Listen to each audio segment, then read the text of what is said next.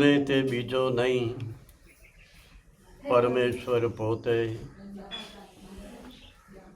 અને જે સાંભળે એ પણ બીજો નથી, એ પણ પરમેશ્વર પોતે. નારાયણ નારાયણને સાંભળી રહ્યા. શરીર નાના મોટા હોય, આકૃતિ જુદી જુદી હોય,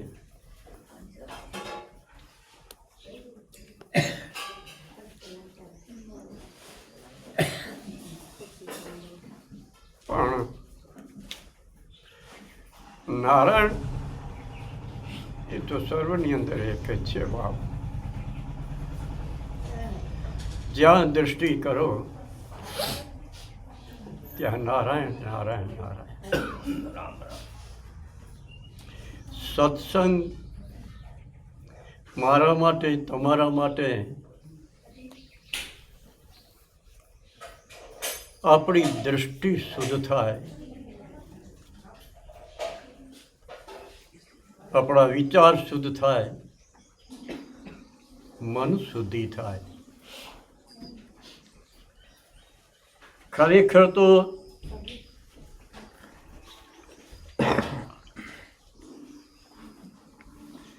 જીવનની અંદર એવો નિશ્ચય હોવો જોઈએ કે મારો સત્સંગ કરેલો ફેલ ન જાય.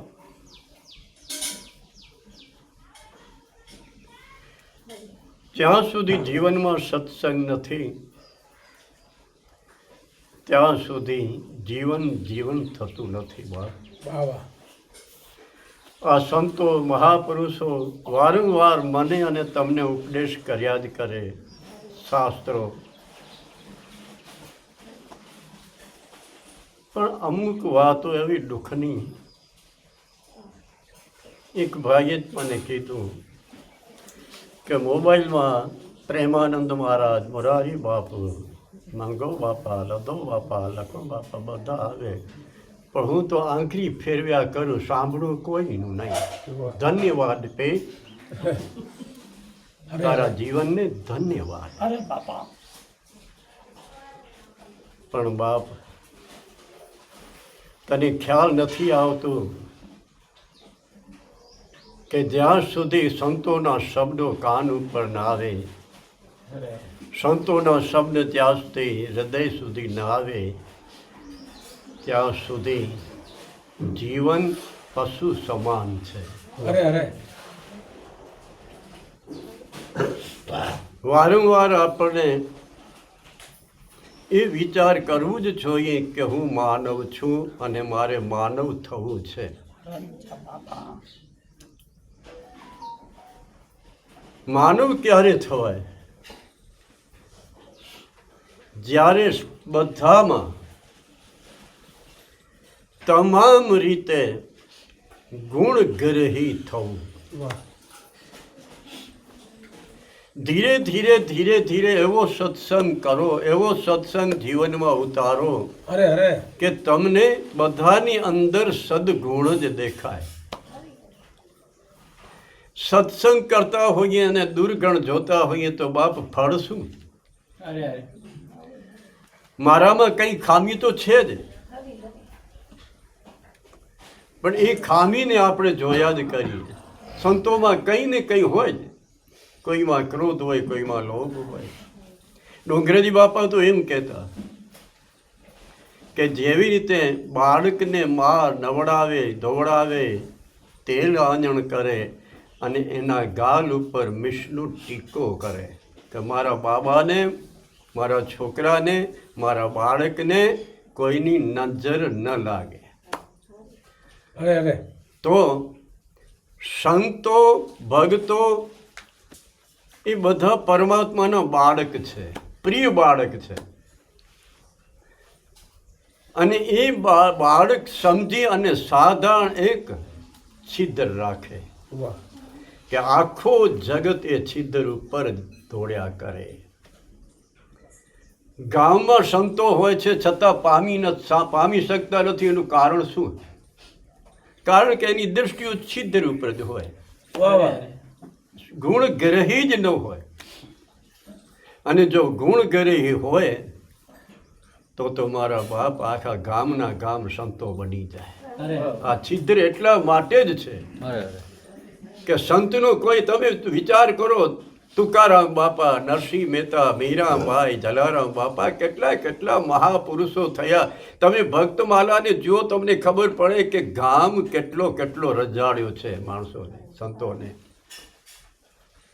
નિંદા જ કર્યા કરે, એને ગુણ દેખાય જ નહીં. તો સત્સંગ મારા માટે, તમારા માટે એટલા માટે છે કે કોઈકનું ગુણ ગ્રહણ કરો, તમારો જીવન કંઈક શુદ્ધ થાય. નહીં તો આ માનવ શરીર જેમ નદીમાં પૂર આવે ને વહી જાય તેવી રીતે શરીર હાલ્યું જશે બાપ. ને આખર છે શું પરિણામ? આપણે વિચાર કરીએ કે આ જગતમાં હું આવ્યો છું તો મારું અહીંયા શું છે, વિચાર કરો. હું તો વારંવાર વિચાર કરું કે કોઈ વસ્તુ મારી નથી. જે બધા જાય છે એ બધા હાથે ખાલી જાય છે, કોઈના હાથમાં કંઈ રહેતું નથી બાપ. અને આખર વિચાર થોડોક લાંબો વિચાર કરીએ તો એવું દેખાય કે આત્મા તો નિર્લપ જ છે. મારો અને તમારો સંબંધ સાવ ખોટો. માંસનો પૂતળો, હાડકાનો પૂતળો, અને એની સાથે આપણે બાથો ભરાવ્યા કરી, મારો છે, મારો છે, મારો છે. કંઈ પણ નથી, હાથમાં આવતું નથી. હાડકા, માંસ એ બળીને રાખ થઈ જાય છે. અને આત્મા તો નીલમ, એક દમસરા છોડી અને બીજી દમસરા બીજીમાં થાય, ત્રીજીમાં થાય. એ તો ફરિયાદ કરે છે, એને તો કોઈ સપ્રસ જ નથી સંસારનો.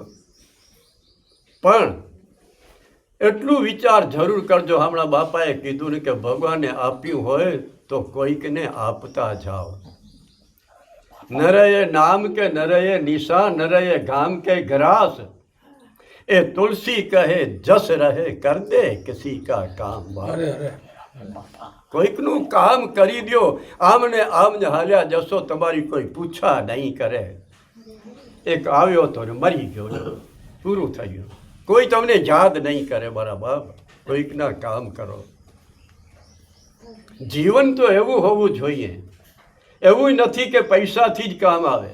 તમારો શુદ્ધ ભાવ, બાપુએ હમણાં કીધું કે મન શુદ્ધિ અને ભાવ શુદ્ધિની જરૂર છે.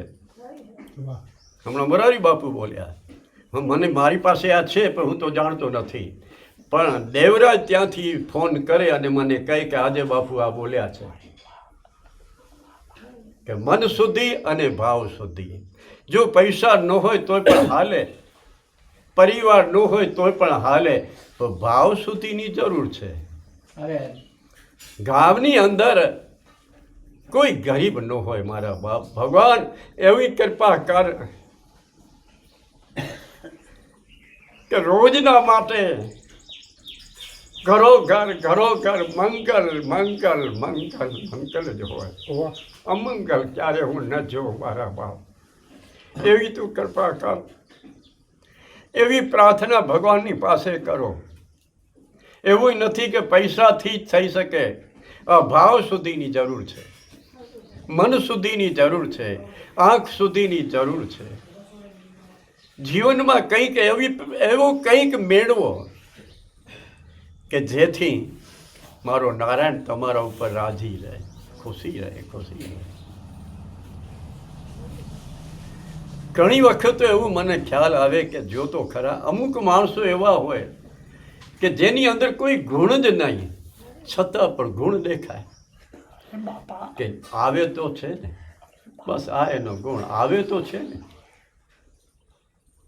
જે આવે છે એ સાંભળશે તો ક્યારેક જીવનમાં ઉતરશે, ક્યારેક તો ઉતરશે ને મારા બાપ. તમે કોઈ દિવસ કોઈના દુર્ગણ ઉપર તમે દ્રષ્ટિ કરશો તો તમે પોતે દુરીધન થઈ જશો. એ તો તમે નિશ્ચય માનજો બાપ. જો સદગુણ જોશો તો તમારી અંદર બધા સદગુણ જ આવશે, બધા. તમારા ઘરની અંદર પણ એવો ભાવ રાખો કે સર્વની અંદર મારો નારાયણ વિરાજે છે, મારા બાલ ગોપાલ છે, ધર્મપત્ની છે, એ બધાની અંદર મારો નારાયણ છે.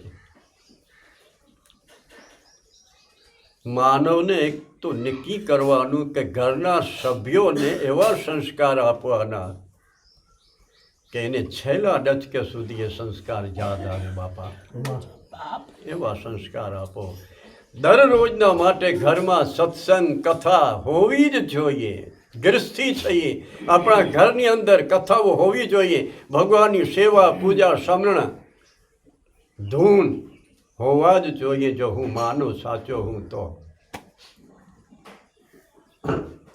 પરમાત્મા કોઈને પુત્રવાન કે પૈસાવાન છે એની પૂછા ભગવાન કરતો નથી. પણ ભગવાન એટલું જરૂર પૂછે કે મારા ગુણ ગાયા, એટલું જરૂર પૂછે.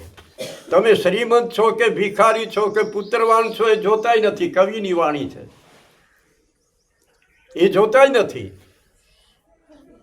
પણ એટલું તો ભગવાન યાદ રાખે કે કેટલા ગુણ ગાયા, માનવ શરીર આપ્યો, એટલી કરુણા કરી, આ કેવો જીવન જીવ્યો છે એ ભગવાન ખ્યાલ રાખે. અરે અરે તો બાપ ધીરે ધીરે ધીરે ધીરે સત્સંગ વધતો જાય જીવનમાં. સત્સંગ, અરે હું તો એમ કહું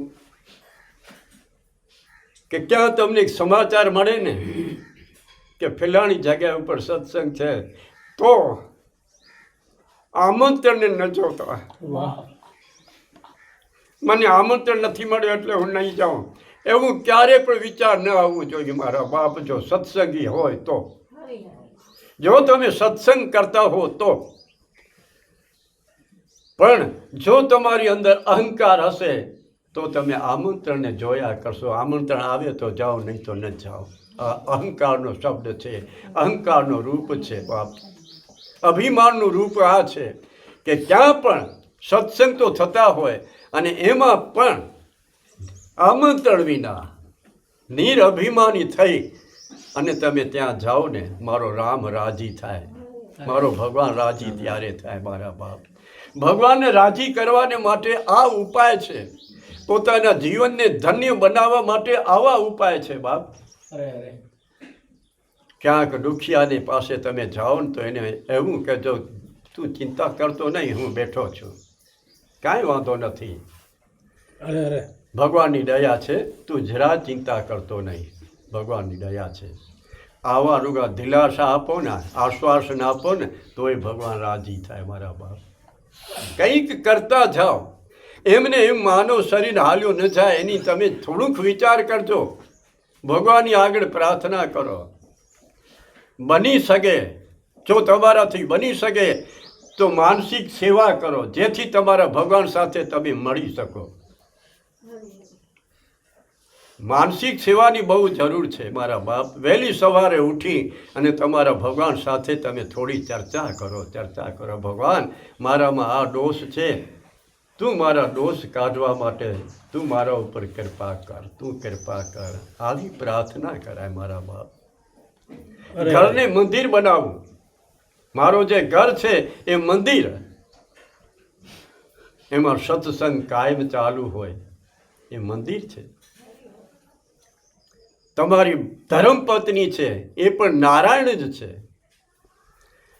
તમે તમારા લગ્ન થયા, પવનદેવ, બ્રાહ્મણ, પૃથ્વી, અગ્નિ એ બધા સાક્ષી હોય છે, સમાજ સાક્ષી હોય છે.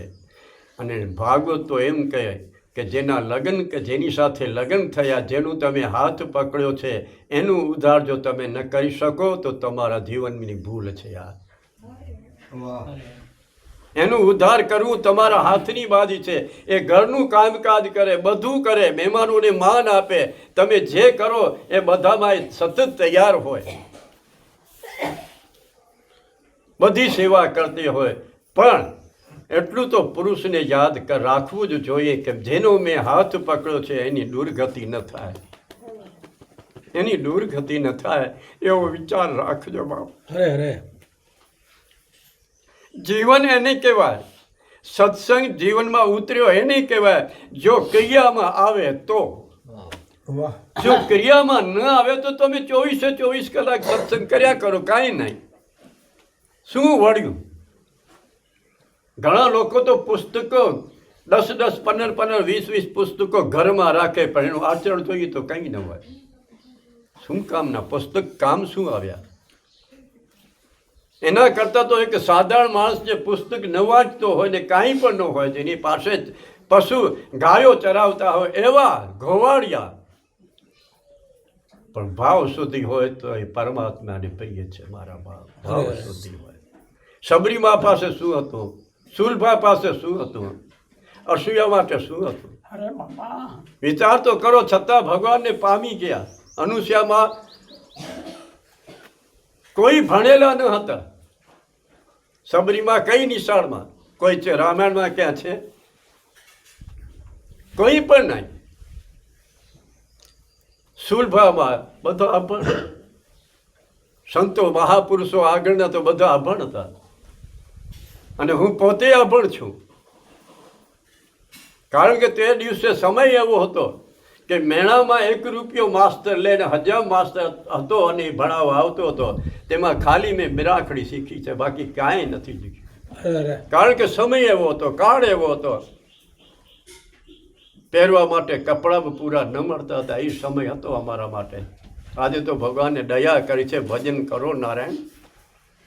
શું નથી તમારી પાસે? જેટલો શરીર સુખ જોઈએ એટલો બધો સુખ છે. હવે તો તમારે તમારા મનને શુદ્ધ કરવાની જરૂર છે. તમારા મનને કેમ શાંતિ મળે એના માટે તમારે પ્રયત્ન કરવાનું છે. આ શરીરને તમે ક્રોધ રૂપીને ગાડીમાં બેસાશો ને તોય પણ તમને અશાંતિ જ હશે. બંગલામાં પણ તમને અશાંતિ હશે. કારણ કે શાંતિ તો ત્યારે મળે જ્યારે મન શાંત હોય. ત્યારે કહેવાય કે હું સુખી છું, હું શાંત છું. મન ભટક્યા કરે, મન પીડાયા કરે. અરે ખરેખર તો ક્યારેક ક્યારેક એવું લાગે પાડોશીને ન આડે. વિચાર તો કરો. તમારી બાજુમાં જ છે, છતાં એકબીજા સાથે બોલતા ન હોય. આ કેટલી દુર્દશા કહેવાય. ક્રોધ કોને આવે? એક વાત સમજી લેવાનું કે ક્રોધ કોને આવે? જ્યારે અજ્ઞાન હોય ને ત્યારે ક્રોધ આવે છે. જડતા હોય ત્યારે ક્રોધ આવે છે. અને જ્ઞાની હોય એ કોઈ દિવસ ક્રોધ કરે જ નહીં. કરે જ નહીં.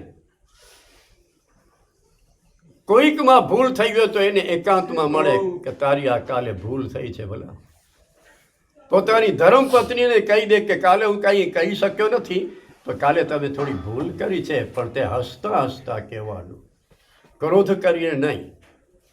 કારણ કે ખોપરી બધાની જુદી હોય, કર્મ બધાના જુદા હોય. એકબીજાની તાસીર જુઓ તો આ સંસાર છે ને એ અમૃત બની જાય. બાપ, એકબીજાની તાસીર જોઈ અને જીવન જીવવાનું, તો આ સંસાર અમૃત બની જાય, મીઠો મધુરો થઈ જાય. ઘણા કહે કે આ સંસાર શું કામ બનાવ્યો ભગવાને? પીડા અને પીડા. પીડા નથી, તમે પોતે પીડાને ઊભી કરો છો. પીડા છે જ નહીં, તમે પીડા ઊભી કરો છો. જ્યારે તમને સમજણ નથી ત્યારે. જો સમજણ હોય તો પીડા છે જ નહીં. સંસાર આખો અમૃત છે. રામ નામથી ભરેલો સંસાર છે, અમૃત છે. પણ જીવ તો આવડવું જોઈએ બાપ. જે જીવ્યા છે એની આજ સભ્યો પૂજાય, સમાધિઓ પૂજાય. કારણ કે જીવી જાણ્યા. આપણે જીવી નથી જાણતા મારા બાપ. અને સંતો તો આજે પણ છે, નથી એવું નથી. આ બધા સંત જ છે ને. આલો બાપા શું સંત જ છે ને. એની એક વાત તમે જીવનમાં ઉતારો છો. આ લદ્દો છે, 40 વર્ષનો છે, પણ એ 24 કલાક રામાયણ મૂકતો નથી. સતત હરિકથા ચાલુ. હું તો 15-20 દિવસ એને પાસે રોકાઉં છું. ચાલુ ને ચાલુ. રામાયણ. બીજા પુસ્તકો હોય બધા ચાલુ. સંસારની કોઈ વાત જ ઘરે ન કરે. 40 વર્ષનો છે. અને હું 80 વર્ષનો છું, છતાં કાંઈ કમાવી ન શક્યો. શું કરું? તો આવું જીવન હોવું જોઈએ. ઘણી વખત સત્સંગમાં બોલ્યો કે ભાઈ રામાયણ જે છે એ રામાયણની અંદર ક્યારેક મનને કંટાળો આવે કે રામાયણ વાંચતા ત્યારે રામાયણ વાંચતા વાંચતા ક્યાં આવે ને કંટાળો ત્યારે રામ નામની ધૂન કરો.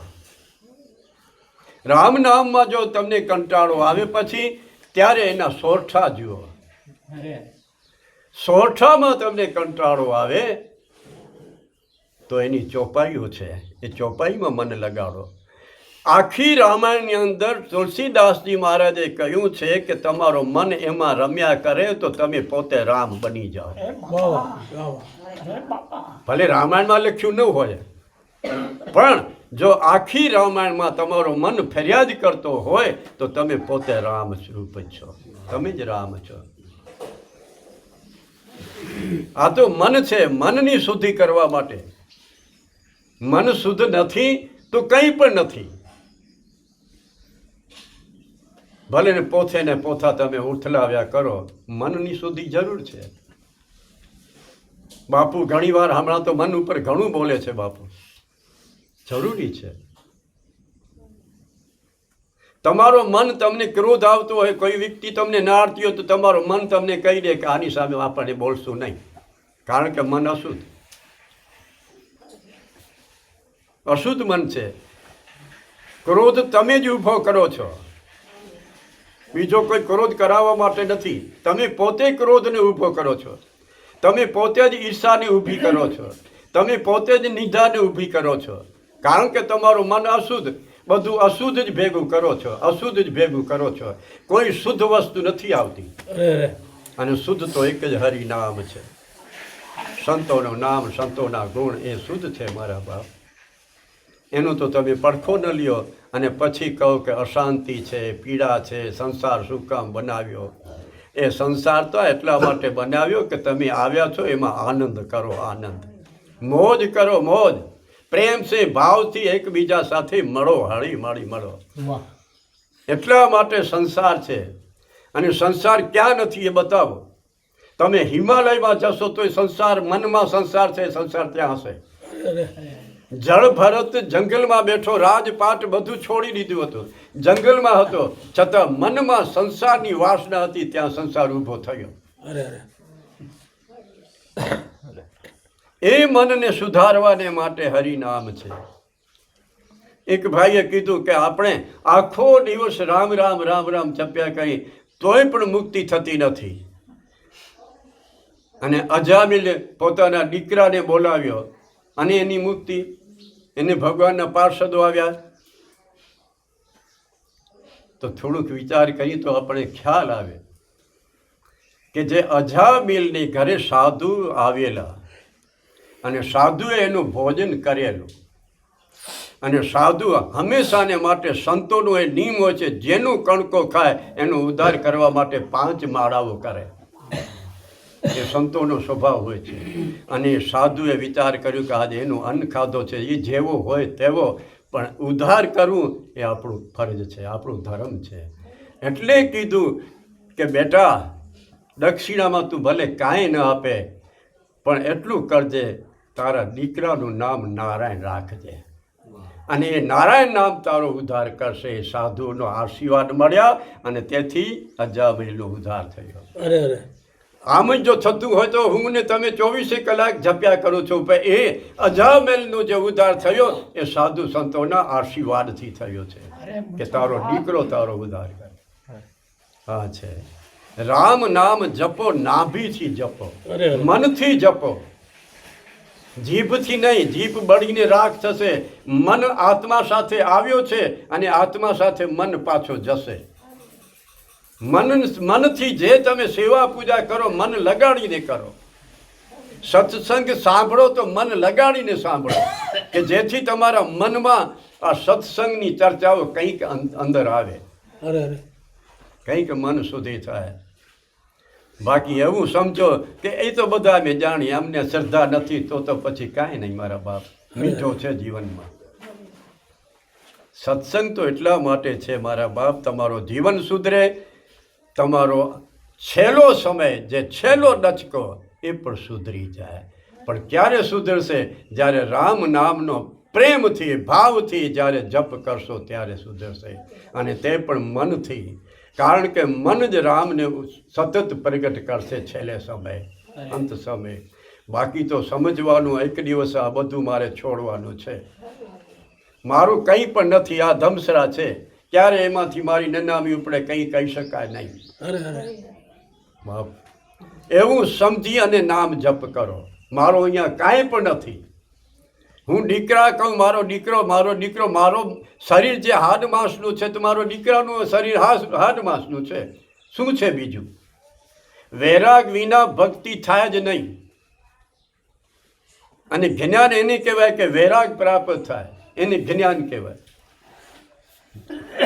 આપણે જ્ઞાની થઈને વૈરાગી ન હોય તો, વૈરાગ ન હોય તો શું કામનું? ભક્તિ તો ત્યારે થાય જ્યારે વૈરાગ પેદા થાય ત્યારે. જ્યાં સુધી વૈરાગ નથી ત્યાં સુધી ભક્તિ નથી.